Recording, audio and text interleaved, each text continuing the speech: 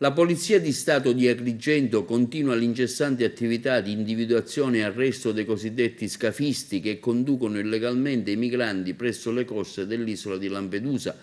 Negli ultimi 20 giorni, in 2 distinte operazioni, la squadra mobile di Agrigento, diretta da Giovanni Minardi, ha raccolto i necessari elementi probatori per addivenire all'arresto di 6 soggetti ritenuti responsabili di aver agevolato l'ingresso illegale di numerosi migranti, conducendo le imbarcazioni che li trasportavano in Lampedusa e ponendo gli stessi migranti a grave rischio di naufragio.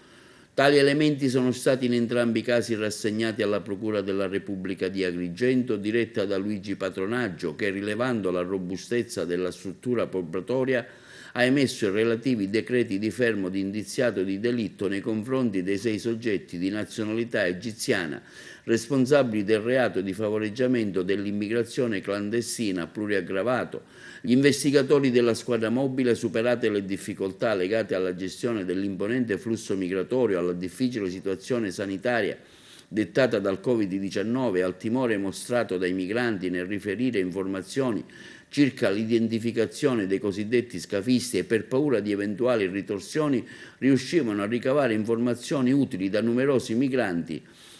propedeutiche a ricostruire le varie fasi della navigazione e i diversi ruoli rivestiti dalle persone ritenute indagate. Sono stati quindi identificati i soggetti demandati alla guida del natante, quelli incaricati di dare gli ordinativi di bordo, anche costringendo gli stessi migranti a trattamenti degradanti e inumani, sottoponendoli addirittura a violenze fisiche, e chi si occupava di distribuire cibo e acqua durante la traversata. Infatti, a seguito del quadro indiziario raccolto e grazie all'incessante attività investigativa svolta, sono stati compiutamente individuati i soggetti responsabili a vario titolo del reato previsto, punito dall'articolo 12 del decreto legge 28698, con le aggravanti di avere procurato l'ingresso sul territorio nazionale di più di 5 persone, di averli esposti a pericolo per la loro vita e per la loro incolumità e di aver agito allo scopo di trarne profitto anche indiretto. Le indagini si riferiscono agli sbarchi dei 104 migranti dello scorso 14 settembre,